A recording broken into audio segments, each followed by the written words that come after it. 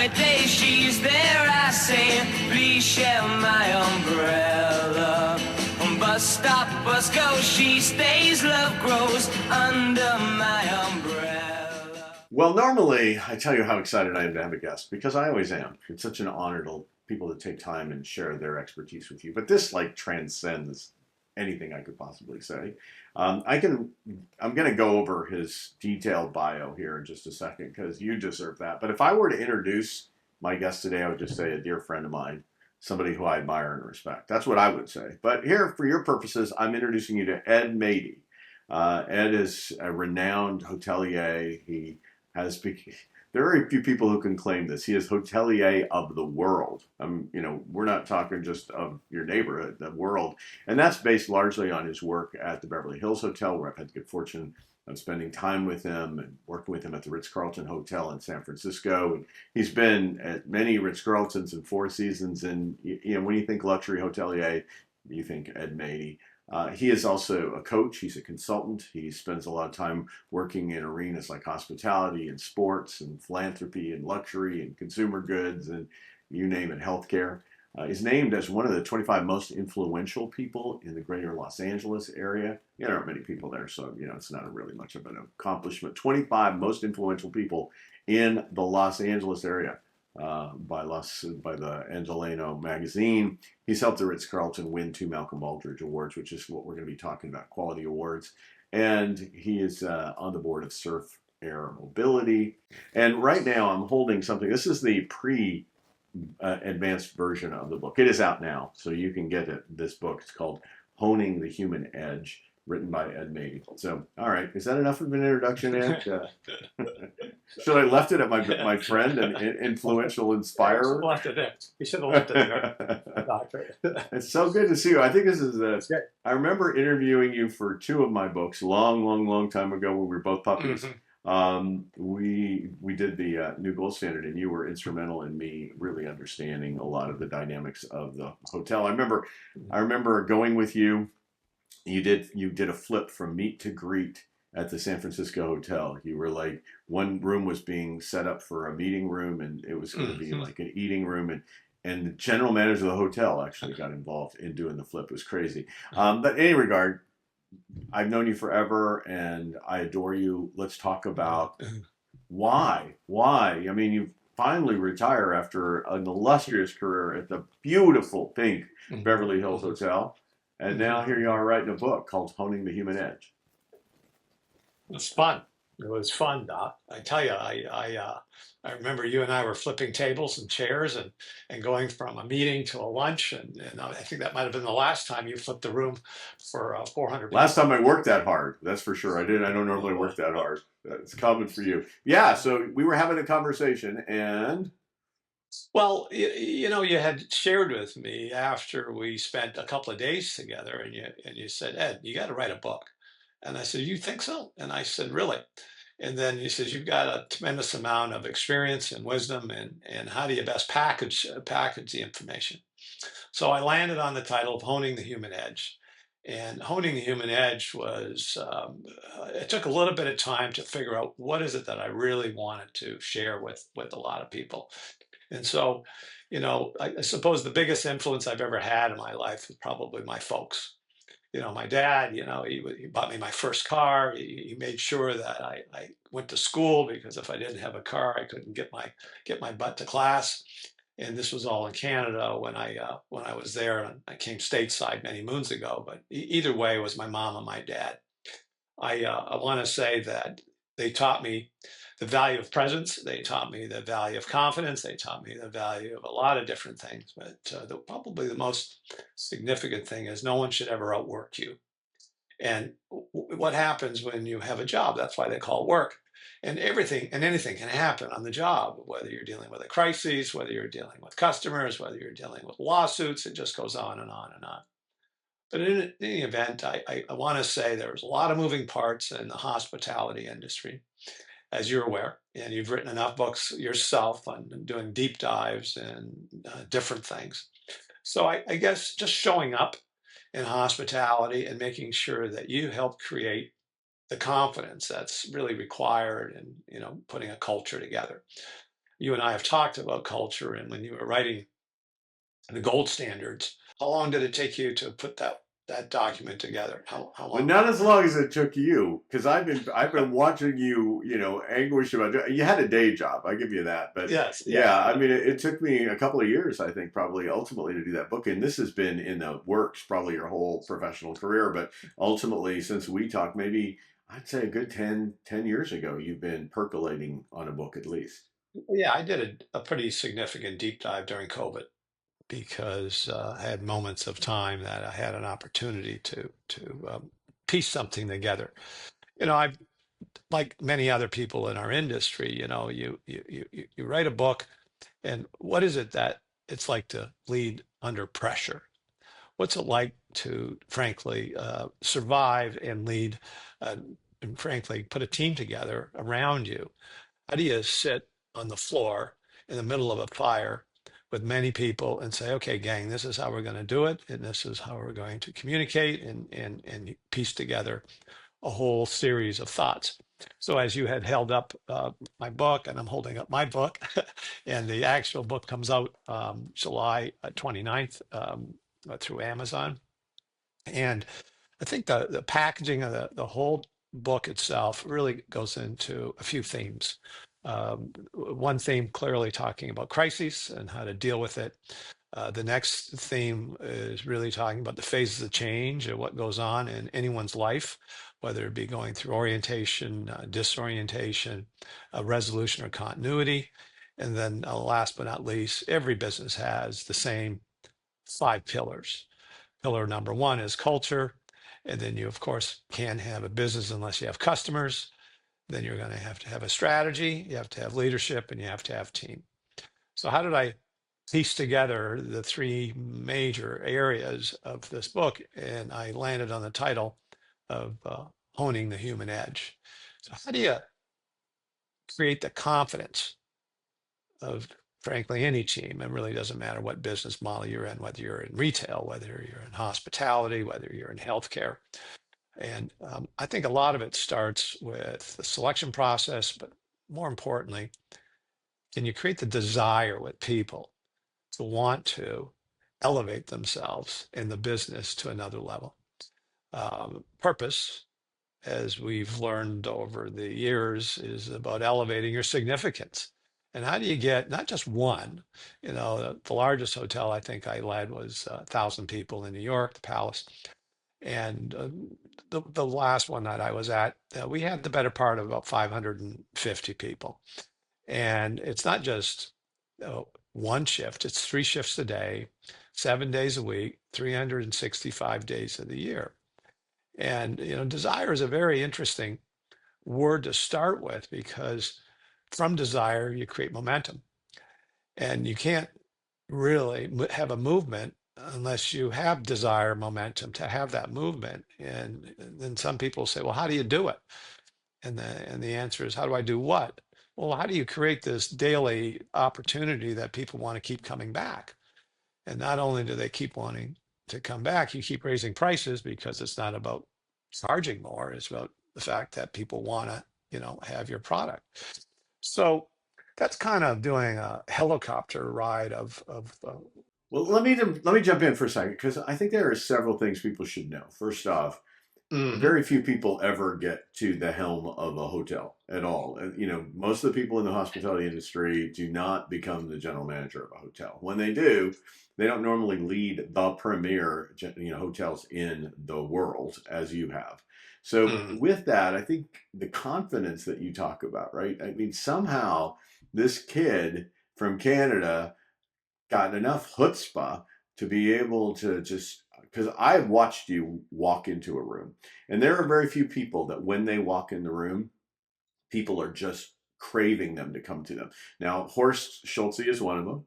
And Horst Schulze, who founded the modern day Ritz-Carlton Hotel Company, is a good friend of both of ours. In fact, this is the Mhm. first time I've ever looked at a book where I knew everyone that was in the acknowledgments and forewords, except I don't know Joe Torre personally. But other than Mhm. that, I mean, the John Timmermans, the Horst Schultzes of the world. You had, oh gosh, Martin Seligman No, no, no. The other guy, the guy who does all of the cool. He worked with you as a consultant Hmm. over Hmm. biology guy, Yeah, Martin yeah, Lindstrom. Sorry, it took me a Martin. So second to think of yes, his name. yes. Yeah, and Anna Brandt, who's now over at Wynn. I mean, there's just so Hmm. many people you mentioned here that I know. My point is, other than Horst and maybe the maitre d that inspired Horst to to come up with ladies and gentlemen serving ladies and gentlemen, you're the only Right. other person I know that when you walk in a room, there is an instant magnetism of Hmm. we want him to come to our table or we want him to lead us. Hmm. I mean, that's what this book in many ways is like just a download of what it takes to get to that kind of leadership. I always wanted to pass on to others what it's like to put a formula together. Everybody, whoever you're working with, everyone you can crack a code. Everybody has their own code. And some people, they don't have the confidence, and I have more confidence in them than they have in themselves.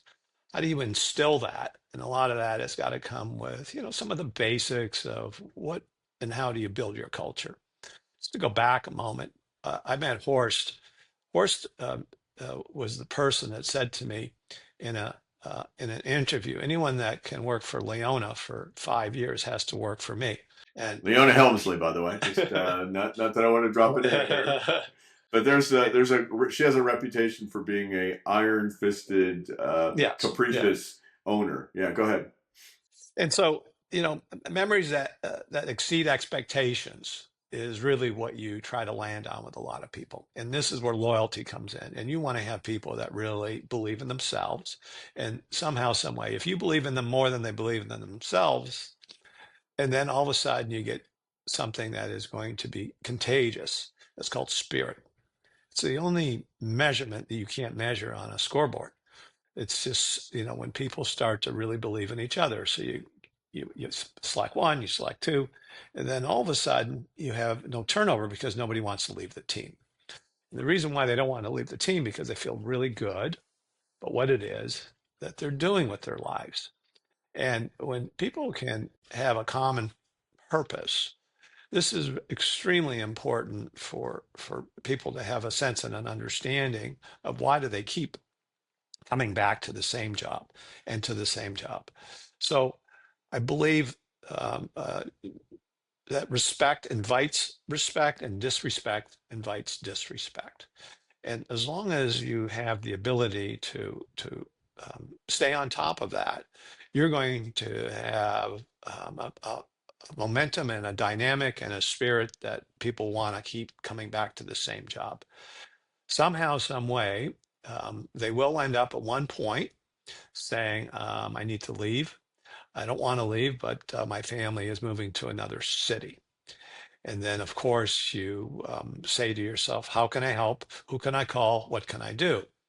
And those three areas of what it is that I communicate on a regular basis when someone knocks on my door. They might knock on my door with a problem. And then you ask those three questions. Who can I call? What can I do? How can I help?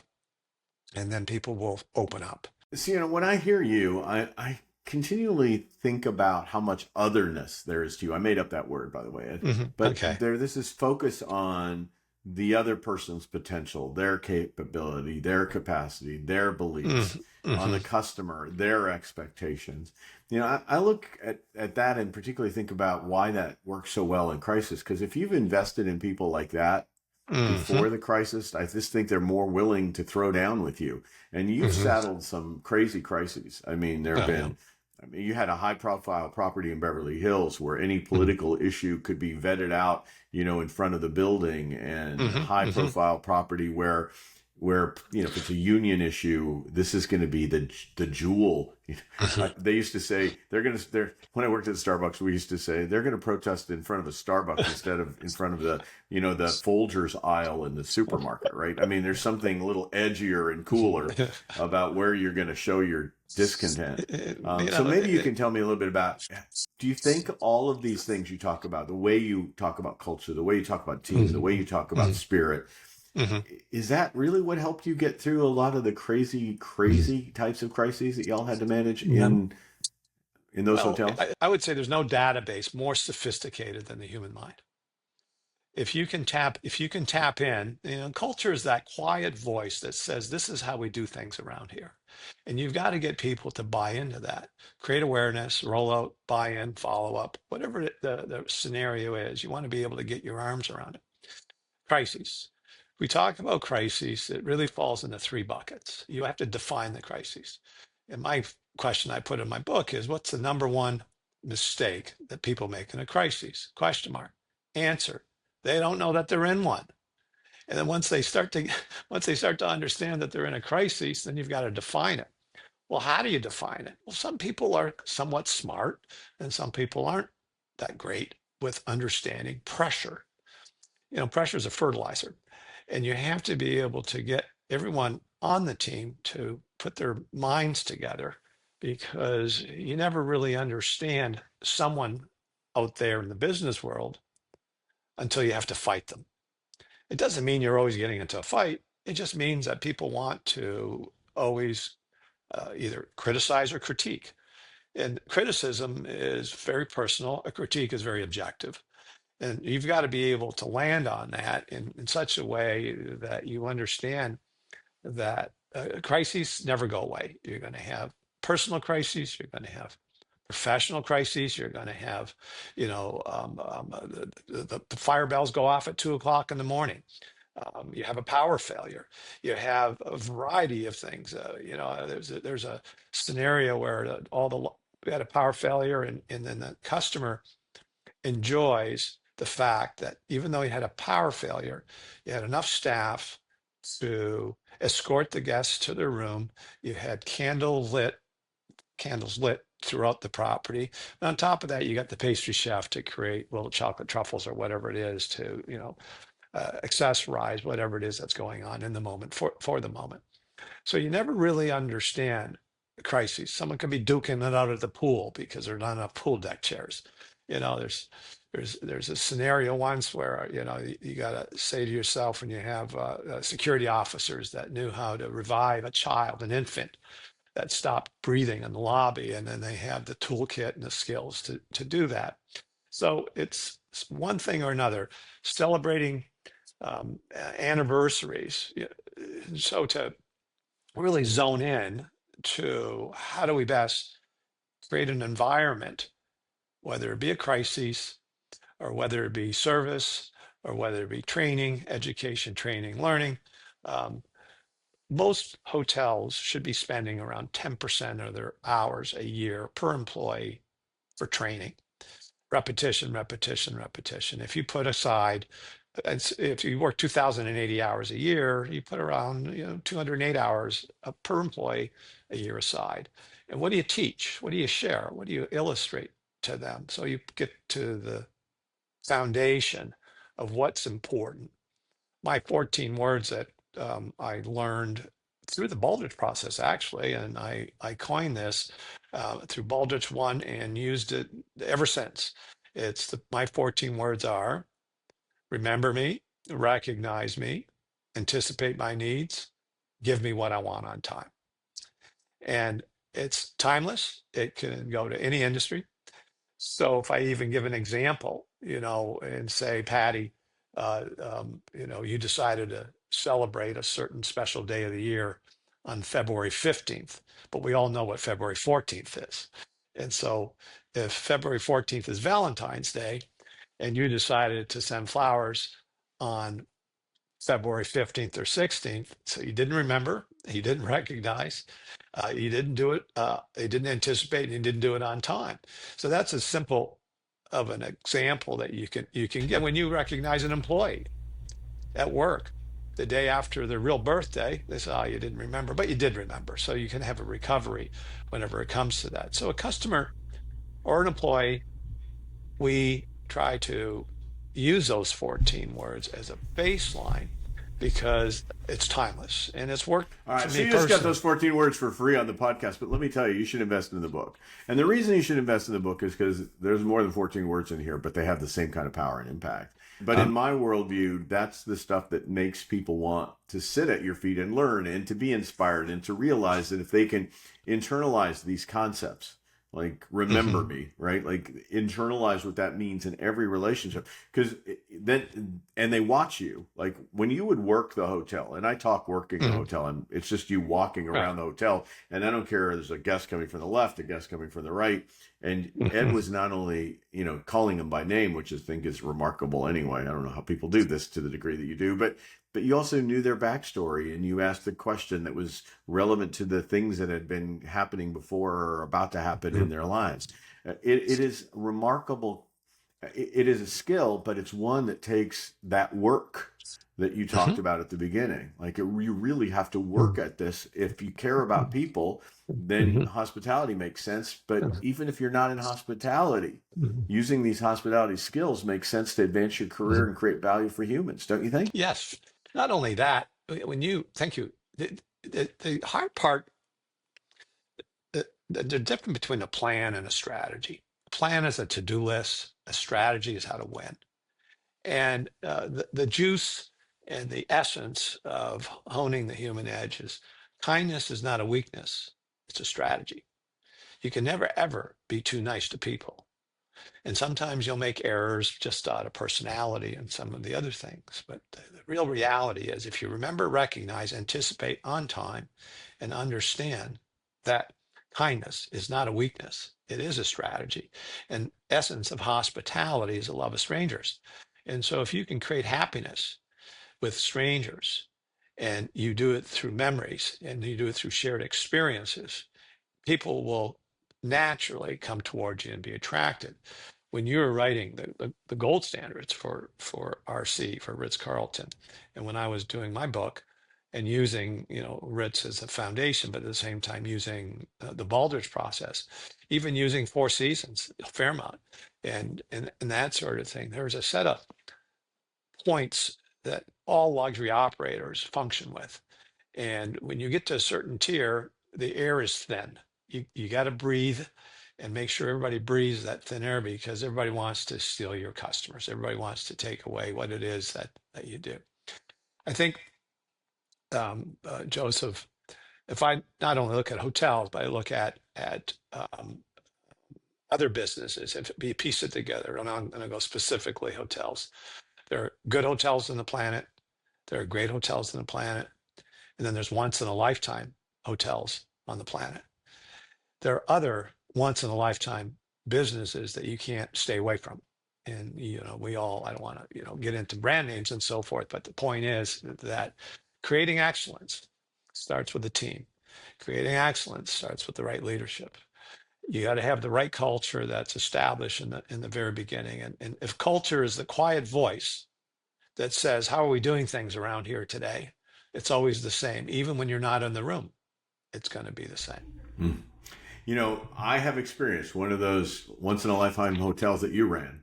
I got to tell you, I love the San Francisco Ritz Carlton. There's no doubt about that. That was not necessarily for me A a great once in a hotel. lifetime hotel, but the Yes. Beverly Hills Hotel and bungalows, and particularly the bungalow that I stayed in, is once in a lifetime. Never will it happen again. I've had it happen in other locations, Jumbie Bay, Hmm. Private Island Hotel. I've had my experiences, but Hmm. you ran one of those for me. You have Thank you. Yeah. created this indelible sort of, oh crap, there's never this is never going to happen again. The bar has been set, and my life is over. But truly, to be a part of something like that, to create that, not only from the business outcomes that it brings, Hmm. but the Hmm. professional gratification you get from using nice kindness as a strategy and Hmm. really executing it and trusting, I think, almost that it's all going to work out. Because a lot of people who will try to talk you out of kindness as a strategy will say you're going to Hmm. get abused, you're going to get taken advantage of.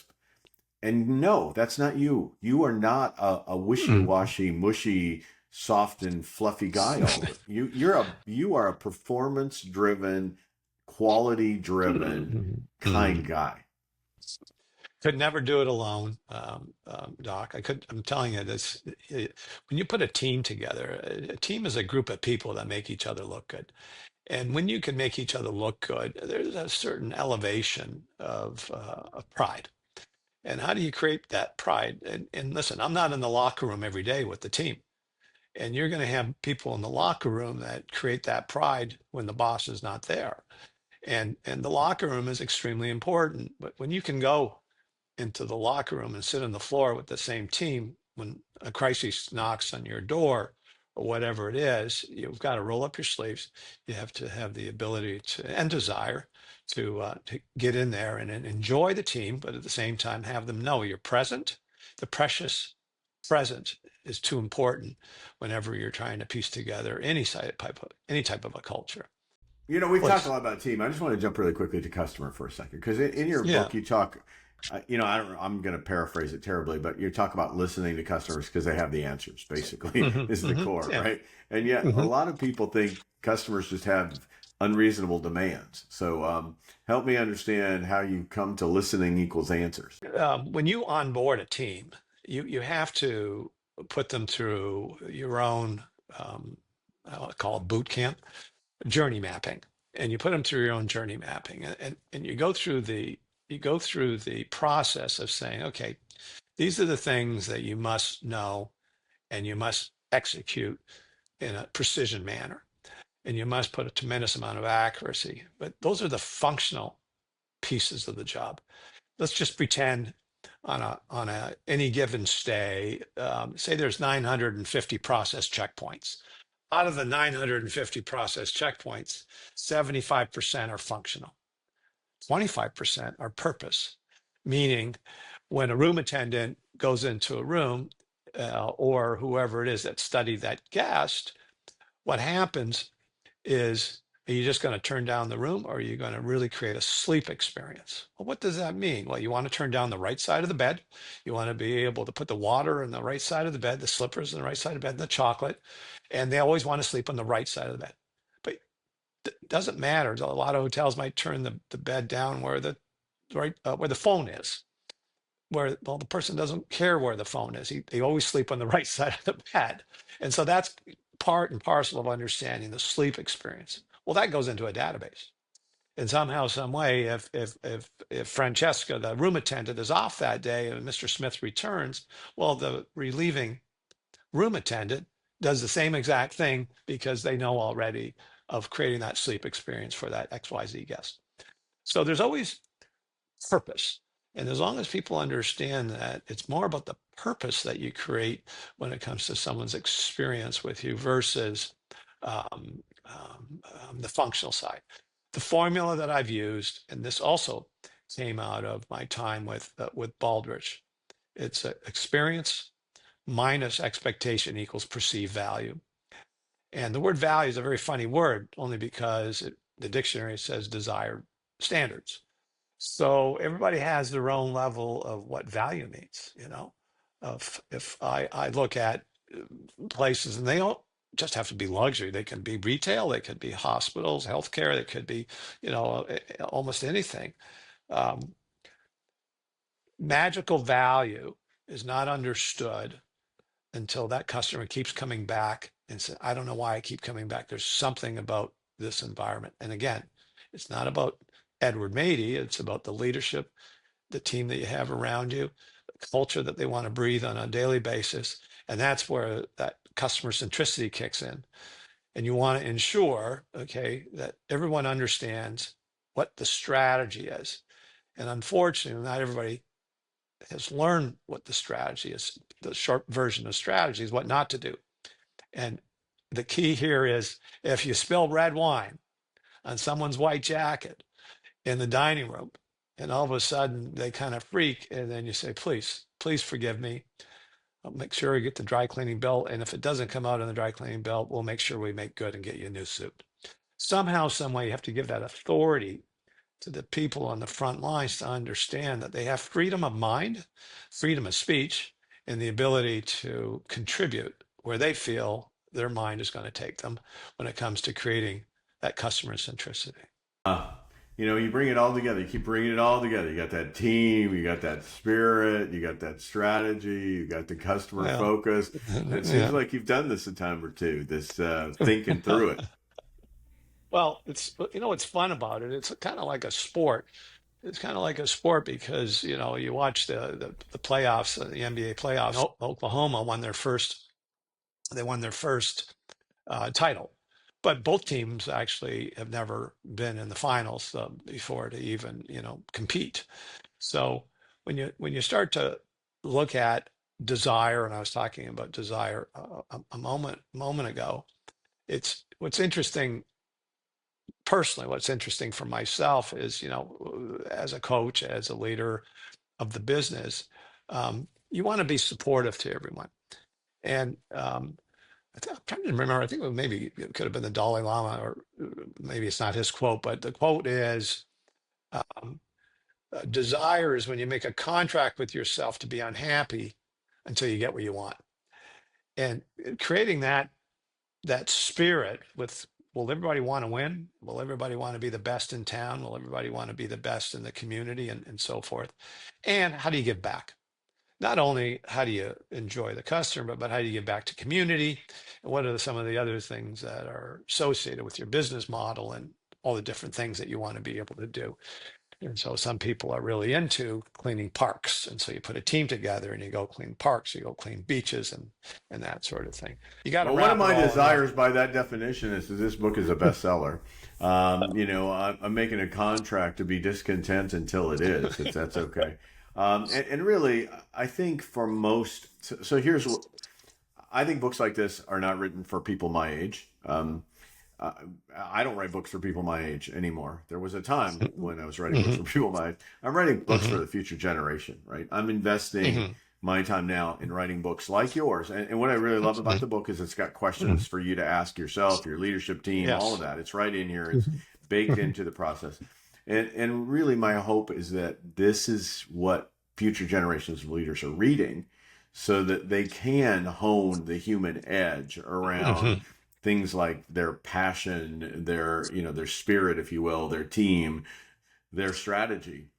And when you listen to things, just the simple crispness of the way you think about what strategy is or what strategy isn't, and how mhm, you can use kindness as a strategy, or you listen to kind of those the small number of words that are needed for mhm, you to really conceptualize how to deliver mhm. hospitality.